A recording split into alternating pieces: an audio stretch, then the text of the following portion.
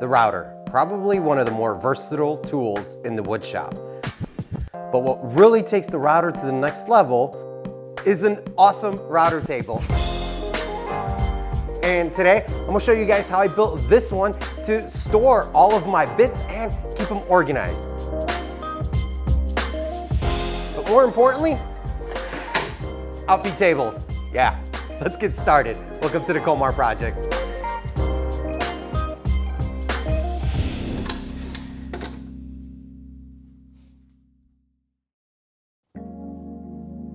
All right guys, so I actually had something that resembled a router table. It was a piece of MDF with a router attached to it. And every time I wanted to run a piece through it, I had to screw down the fence and started looking like a piece of Swiss cheese.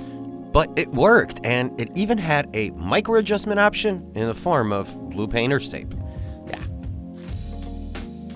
Nevertheless, it's time to make a big boy router table that's gonna help my workflow. So I started breaking down some 3/4 inch plywood for the side sections and the partitions that will create the box to house the router and all the drawers.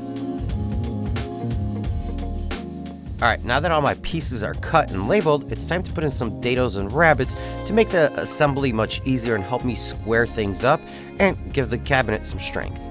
And I figured since this is a router table build, it's only fitting to cut them out using a router, but this can be easily accomplished on a table saw with a dado blade.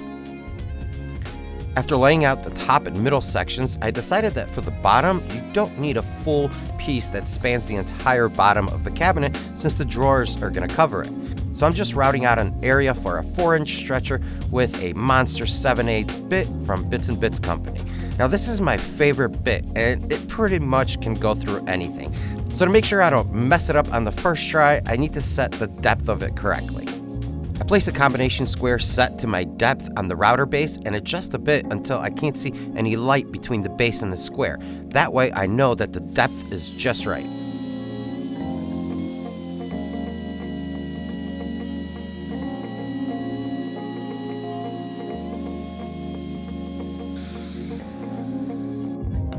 Then I can chisel out the remaining corner and test to make sure that the stretcher slots in and is flush with the bottom of the side panels.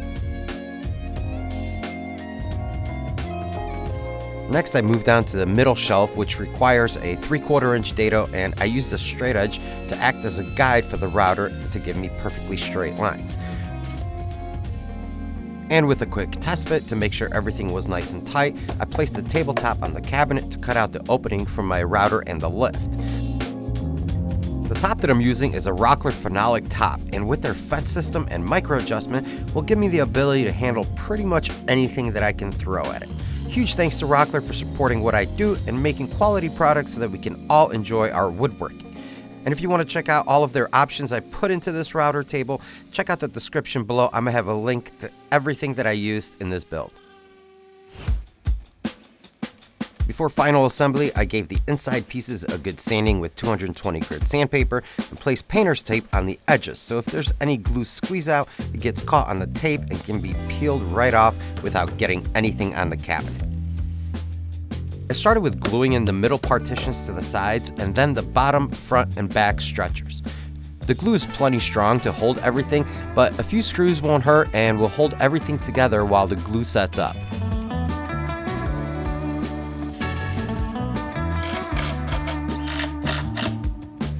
Then I can glue in the partitions that are going to make up the side drawers and the compartment that's going to house the router. My fit was a little bit tight here, but with a few good whacks and some clamps, I was able to pull it all tight and square.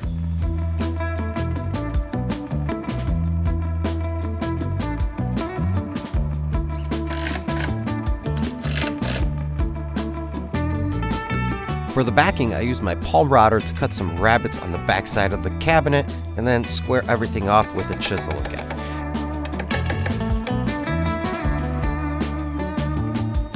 And also on the back panel, I did the same thing so that when it all drops into the cabinet, it's gonna sit nice and flush. I think I totally overcomplicated this when I was building it because I could have just taken 1/2-inch plywood and screwed it to the back of the cabinet without having everything slot into itself. But in the end, it fit great and I could move on to putting on the heavy-duty polyurethane casters so I can move this thing around the shop with ease.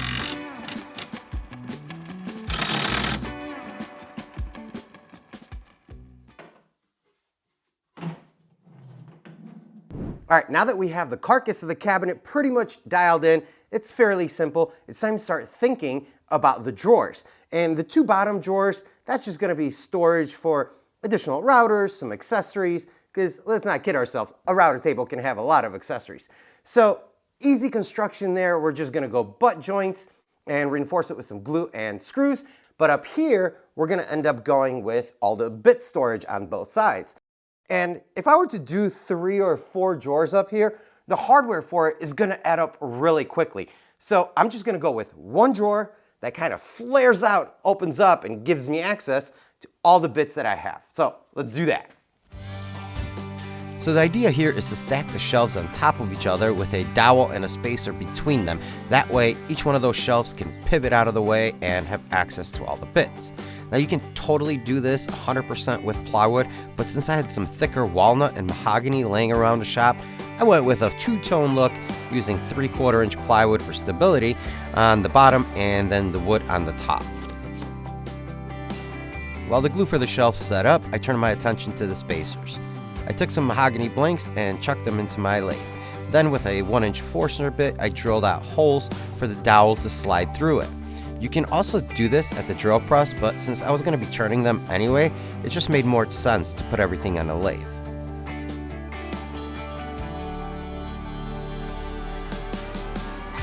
So these blanks were actually my 3rd attempt at figuring out what is going to work best.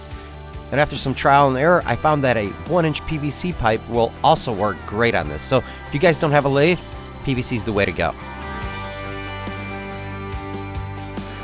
For the shelves, when I glued the plywood to the mahogany, I made sure that it was about 1/4 inch larger. That way I can use that edge as a straight reference point on the table saw. This way I don't have to join anything, and I know that after cutting it off, both sides of the shelf are going to be parallel to each other.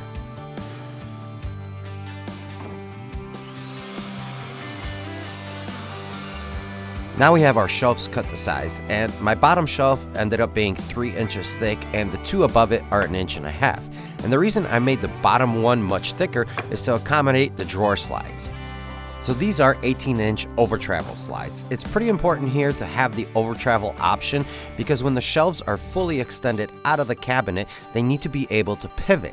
And with regular slides or even full extension, you lose the room on the back side and you would have to put the dowel pivot much closer to the front. It's still doable with regular slides, but with the over travel option, the drawer comes out a bit further past the cabinet and it just gives you more room for bits. And that's the whole reason for this, right? More bits. When drilling the holes for the dowel to sit in, I used a 1-inch Forstner bit and drilled 1.25 inches down to the plywood for the bottom shelf only. This way the dowel has plenty of glue surface to grab onto and the depth will help it stay vertical. Now for the above shelves, I drilled all the way through so that each one can spin freely on that dowel. So this hole here is 9.75. 1.68. So what I'm trying to do is get all of my drill holes for the shaft of the bits correctly spaced, and I'm gonna put that on the CNC so every hole is perfect and I'm not worried about, you know, any imperfections that I may have on the drill press. Plus, I'm gonna be able to cut out some more slots for wrenches and for just miscellaneous stuff that I can just kind of put in the shelves, which would be hard to do by hand. It's possible, but it's so much easier just to throw it on the robot, let it do its thing, and that way I can do something else. 9.75. Kids, stay in school if you want to drill holes. Matematica. All right, while Carl Lewis drilled all the 1/2 and 1/4 inch shank holes for all my bits and gave each shelf a personal touch, I worked on my chisel skills, carving out the slots for the collets and the wrenches.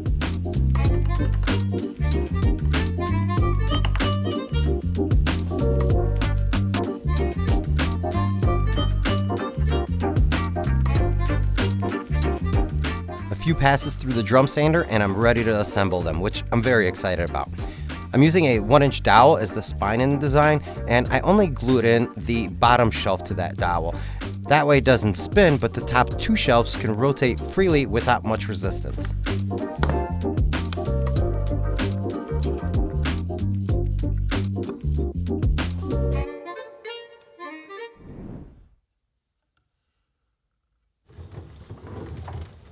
All right, guys, so this thing is coming along so well, and I absolutely love these drawers that are gonna house so many bits, but it's time to wrap this thing up, and I mean literally wrap it. We're gonna take some pallet wood, we're gonna rip it into some veneers, and we're gonna wrap the whole thing to match my miter station. So let's do that, but before we do that, I need to put on the face frames for this, and that's just easy. Let's go.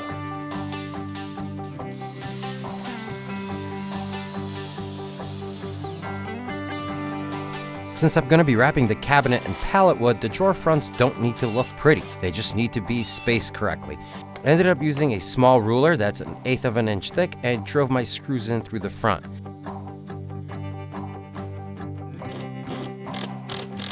Then the two side drawer face frames, I used 2-inch screws to grab to the bottom of the shelf. I ended up using 3 screws offsetting their position to get the best hold on it. I spend a lot of time in a shop. It's a place for me to be creative, have fun, and just enjoy making things. So to make it look less like a garage, I use reclaimed wood, mostly from pallets, to give it a warmer feel. And for this router table, to have the same theme, I need to break down some pallets.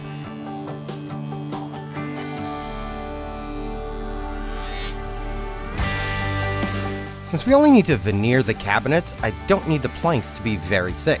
So I split them down the middle on the bandsaw, and I can start the painstaking task of installing them. And I say painstaking because this took all day.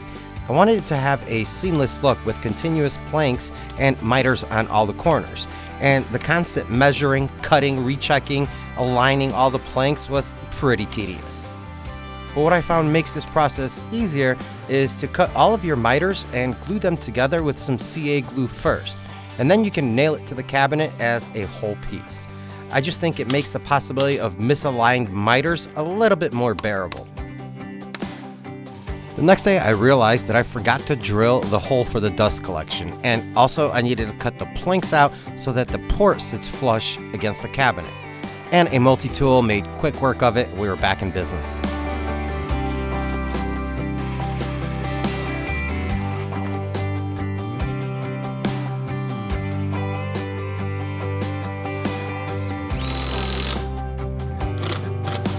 I don't know about you guys, but when something just doesn't look right, it can drive me crazy and keep me up all night.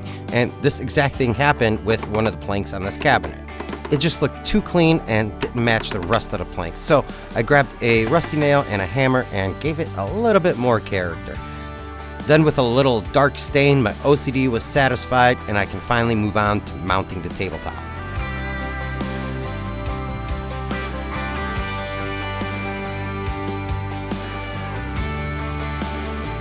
After drilling the mounting holes, I discovered that I didn't leave any room for the leveling feet.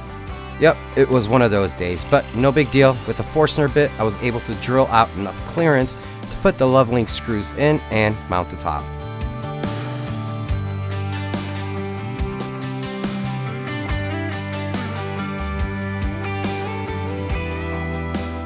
Next, I could install the Rockler Pro Lift, which has so many cool options that I'm excited to show you guys, but it's gonna have to wait just a little bit because right now we're gonna be making some extension wings to be used as infeed and outfeed tables.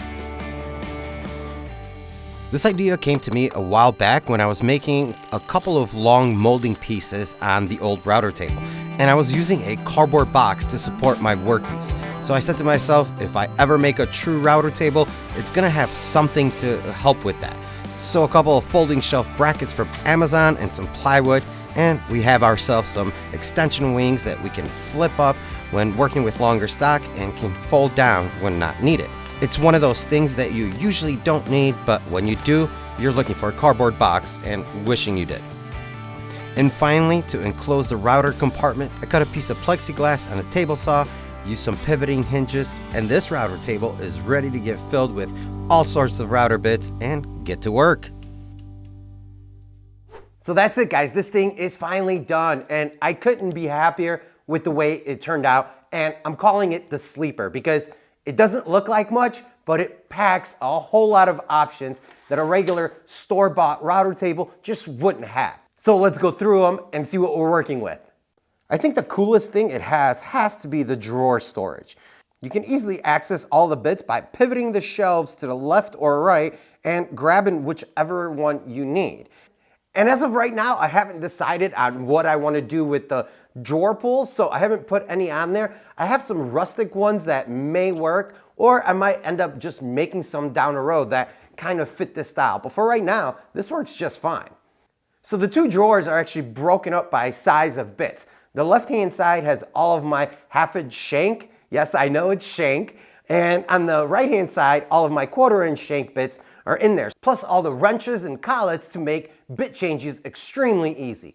But what really makes all the bit changes super easy has to be the Rockler Pro Lift. This is an amazing lift that allows you to access all of your bits with a couple of turns, and you have a micro adjustment that is a lot more sensitive than the quick gear, which makes everything so much easier when you're dialing in the height of your bit.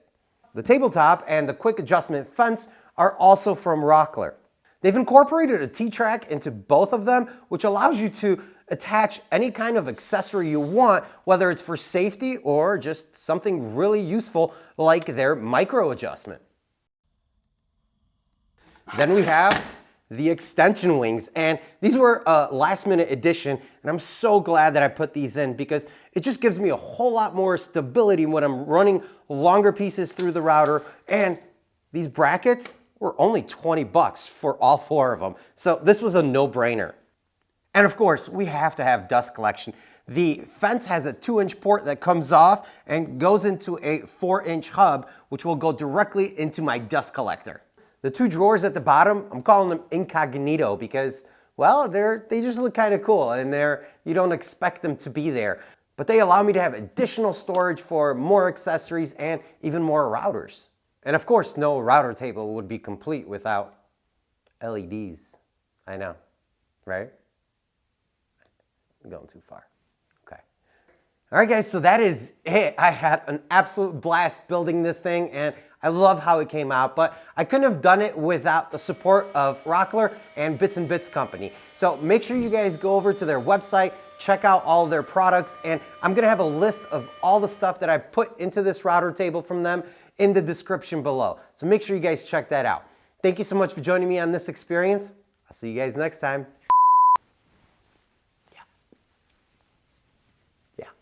LEDs in the house, LEDs in the house. Okay, all right, too much, I know. You guys didn't really think LEDs, right?